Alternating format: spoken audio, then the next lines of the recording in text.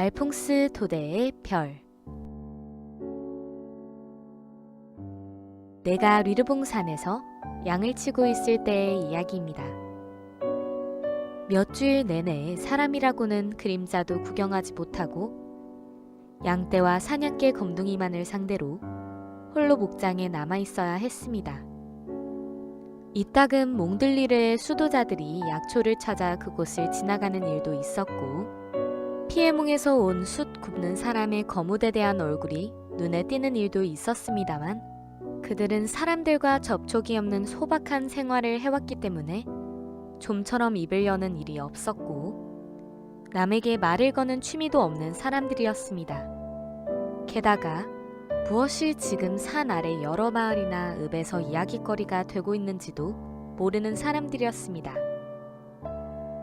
그래서 2주일마다 보름치에 먹을 것을 실어다 주는 우리 농장 노새 방울소리가 언덕길에서 들려올 때, 그리고 어린 머스마이인 미아르의 그 또랑또랑한 얼굴이라든지 늙은 노라드 아주머니의 다갈색 모자가 언덕 위로 남실남실 떠오를 때면 나는 너무나 기뻐서 어쩔 줄을 몰랐던 것입니다. 그때마다 나는 어느 집 어린이가 세례를 받았고 누가 결혼을 했는지, 그 사이 산 아래에서 일어난 소식을 연거푸 캐물었습니다. 그러나 무엇보다도 가장 큰 관심은 주인댁 따님, 이 근처 뱅리안에서 가장 예쁜 우리 스테파네트 아가씨가 어떻게 지내는가에 기울어 있었습니다. 나는 과히 관심을 가지는 기색을 보이지 않으면서도 아가씨가 자주 잔치에 참석해서 저녁 나들이를 하는지, 여전히 새로운 남자친구들이 아가씨의 환심을 사러오는지를 넌지시 알아보는 것이었습니다. 보잘것없는 일개 목동인 나에게 그런 일들이 무슨 소용이 있는 것이냐고 묻는다면 아마도 나는 이렇게 대답할 것 같습니다. 나는 20살이었고 스테파네트는 그때껏 내가 본 사람들 중에서 가장 아름다웠다고. 어느 일요일이었습니다. 보름치의 식량이 오기를 눈이 빠지도록 기다리고 있었는데 그날따라 아주 늦게 식량이 도착했었습니다. 아침 나절에는 큰 미사를 보고 오느라 그럴 테지 라고 생각했고, 점심때가 되어 소나기가 퍼부었으므로 이번에는 길이 나빠 노새를 몰고 떠날 수가 없었으리라고 짐작하며 초조한 마음을 달랬습니다. 그런데 3시쯤 되자 마침내 하늘은 씻은 듯 개었고 비에 젖은 온 산이 햇빛을 받아 눈부시게 빛나는데, 나뭇잎에 물방울 듣는 소리와 개천에 물이 불어 좔좔 넘쳐 흐르는 소리에 섞여 문득 방울소리가 들려왔습니다. 그건 마치 부활절에 울리는 교회 종소리만큼이나 맑고 경쾌한 소리였습니다. 그런데 막상 노새를 몰고 나타난 사람은 꼬마 미아르도 아니고 늙은 노라드 아주머니도 아니었습니다. 누구였을까요? 바로 우리 아가씨였습니다. 우리 아가씨가 노새 등에 실린 버들꼬리 사이에 의젓이 올라타고 몸소 나타난 것이었습니다. 맑은 산의 정기와 소낙비로 시원하게 씻긴 바람을 맞아 그녀의 얼굴은 온통 발갛게 상기되어 있었습니다. 미아르는 알아누워 있고 노라드 아주머니는 휴가를 얻어 자기 아이들을 보러 갔다는 것이었습니다. 아름다운 스테파네트는 노새에서 내리면서 내게 그 소식들을 전해주었습니다. 그리고 오는 도중 길을 잃어 늦어졌다고 덧붙였습니다. 그러나 그 곱고 빛나는 레이스로 단장한 옷차림을 보면 덤불 속에서 길을 찾아 헤맸다느니 보다는 차라리 어느 무도회라도 들러서 놀다가 늦어진 것처럼 보일 지경이었습니다. 아, 귀여운 아가씨. 아무리 바라보아도 실증이 나지 않았습니다. 그때까지 그렇게 가까이에서 아가씨를 바라본 적이 없었던 것입니다. 겨울이 되어 양떼를 몰고 벌판으로 내려가서 저녁을 먹기 위해 농장으로 들어가면 가끔 아가씨가 식당을 휙 가로질러 지나가는 때도 있었습니다만 거의 하인들에게는 말을 거는 일이 없었습니다. 늘 아름답게 차려입고 어쩐지 좀 깔끔해 보이고, 그런데 지금 그 아가씨가 바로 내 눈앞에 와 있는 것이었습니다. 오로지 나만을 위해서 말이에요. 그러니 그만하면 넋을 잃을 법도 하지 않습니까? 바구니에서 식량을 끌어내기가 무섭게 스테파네트는 신기한 듯 주위를 휘휘 둘러보기 시작했습니다. 아가씨는 고운 나들이 옷의 스커트 자락을 살짝 걷어 올리더니 양을 몰아넣는 우리 안으로 들어갔습니다. 내 잠자리며 양모피를 깐 집자리며 벽에 걸린 커다란 두건 달린 외투며 내 채찍, 그리고 구식 엽총 따위를 보고 싶어 했습니다. 그 모든 것이 아가씨에게는 재미있고 신기했던 것입니다. 그래, 여기서 산단 말이지? 가엾기도 해라.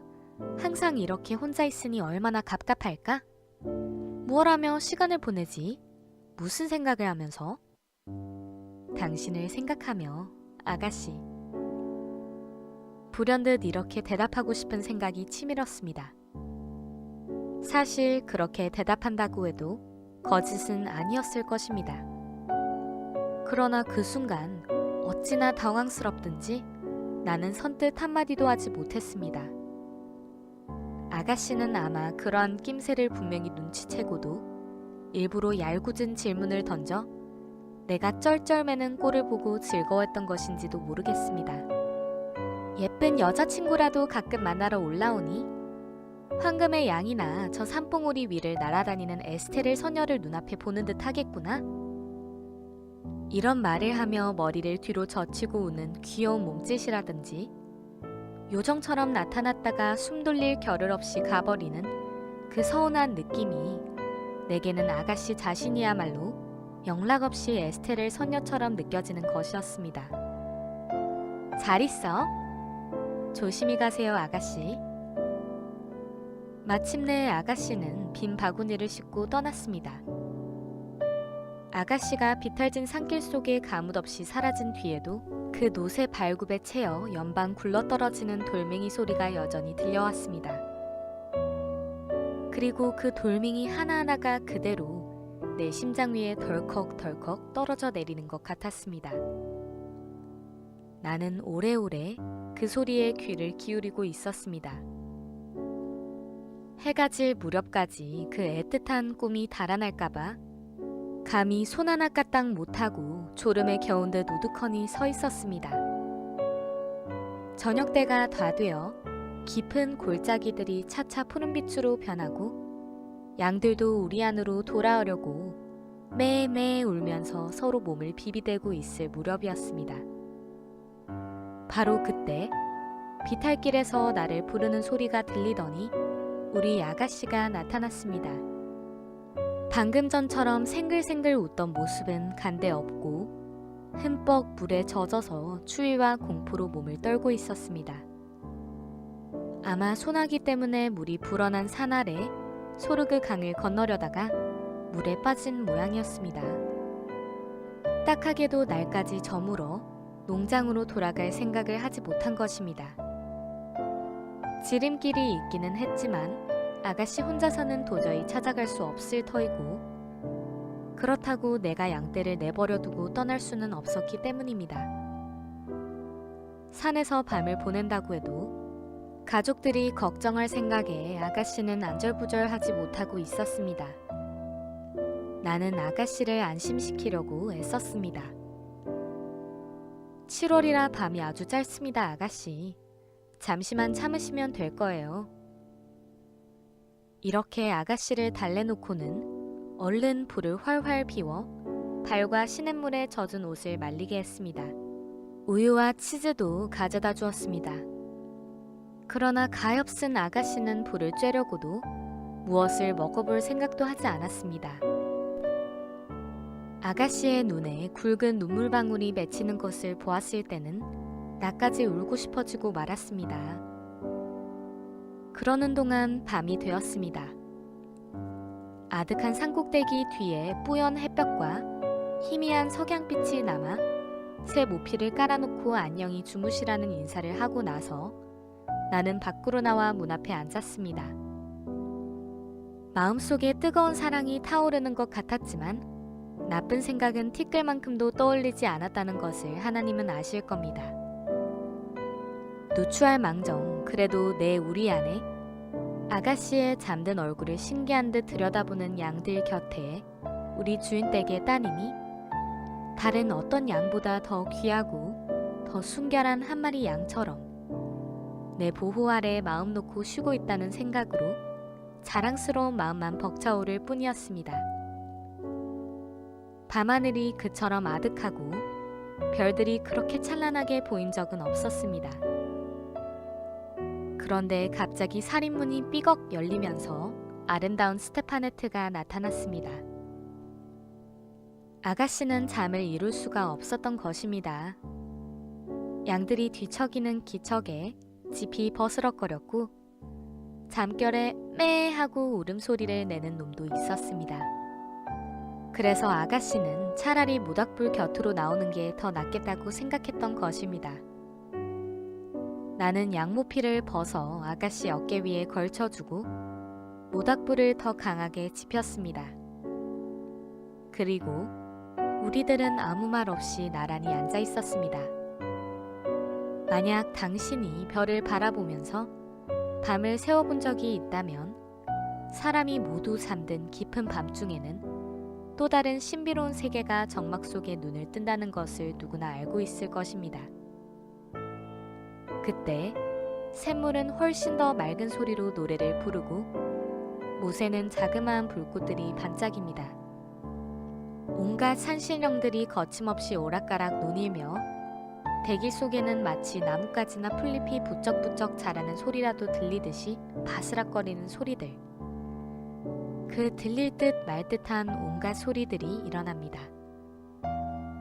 낮은 생물들의 세상이지요. 그러나 밤은 사물들의 세상이랍니다.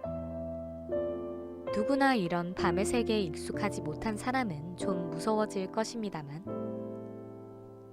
그래서 우리 아가씨 역시 무슨 바스락거리는 소리만 들려도 소스라치게 놀라면서 바싹 내게로 다가앉는 것이었습니다.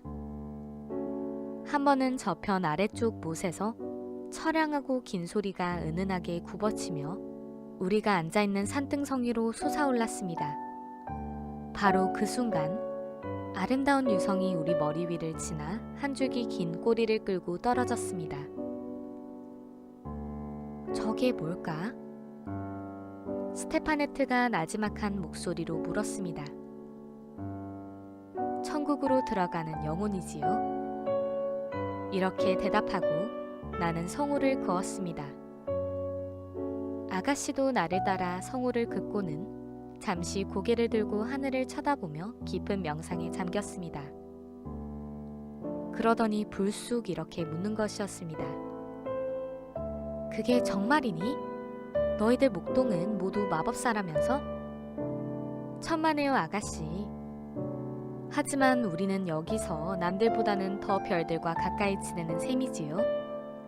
그러니 평지에 사는 사람들보다는 별에 일어나는 일을 더 잘 알게 되는 것입니다. 아가씨는 여전히 공중을 쳐다보고 있었습니다.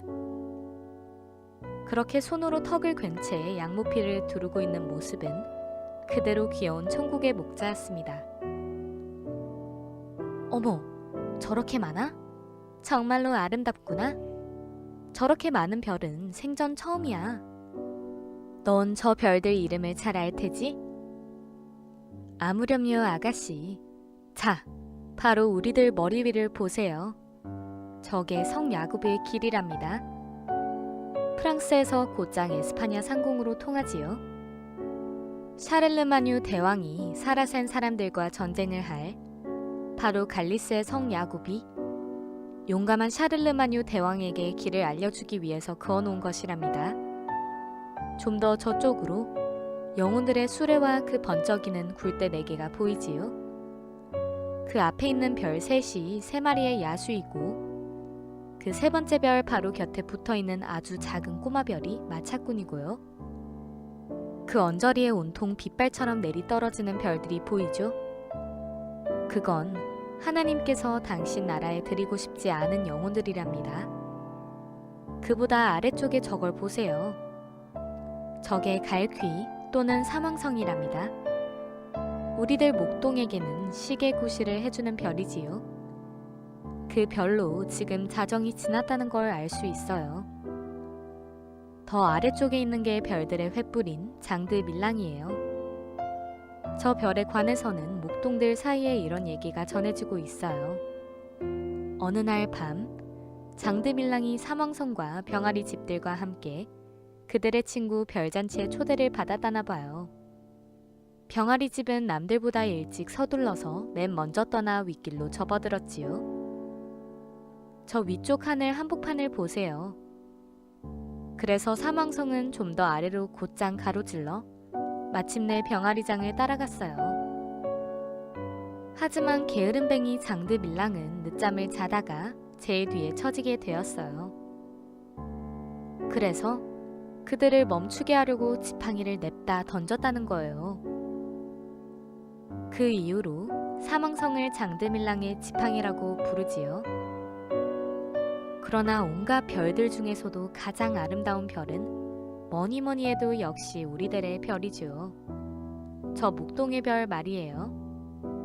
우리가 새벽에 양떼를 몰고 나갈 때나 저녁에 다시 몰고 들어올 때 한결같이 우리를 비추어주는 별이랍니다. 우리는 그 별을 마글론이라고도 불러요. 예쁜 마글론은 프로방스의 피에르의 뒤를 쫓아가서 7년 만에 한 번씩 결혼을 한답니다. 어머, 그럼 별들도 결혼을 하는 거야? 그럼요, 아가씨. 그러고 나서 그 결혼이라는 게 어떤 것인지를 이야기해 주려고 하고 있을 무렵 나는 무엇인가 서늘하고 보드라운 것이 살며시 내 어깨에 얹히는 감촉을 느꼈습니다. 그것은 아가씨가 졸음에 겨워 리본과 레이스와 곱슬곱슬한 머리카락을 앙증스럽게 비벼대며 머리를 가만히 기대온 것이었습니다. 아가씨는 환하게 먼동이 터올라 별들이 해쓱하게 빛을 잃을 때까지 꼼짝 않고 그대로 기대고 있었습니다. 나는 그 잠든 얼굴을 지켜보며 꼬박 밤을 새웠습니다. 가슴이 설레는 것을 어쩔 수 없었지만 그래도 내 마음은 오직 아름다운 것만을 생각하게 해주는 그 맑은 밤하늘의 보호를 받으며 순결함을 잃지 않았습니다. 우리 주위에는 총총한 별들이 마치 헤아릴 수 없이 거대한 양떼처럼 조용히 운행을 계속하고 있었고 나는 이따금 그런 생각을 했습니다. 저 숱한 별들 중에서 가장 가냘프고 가장 빛나는 별 하나가 그만 길을 잃고 내 어깨에 내려앉아 고이 잠들어 있노라고.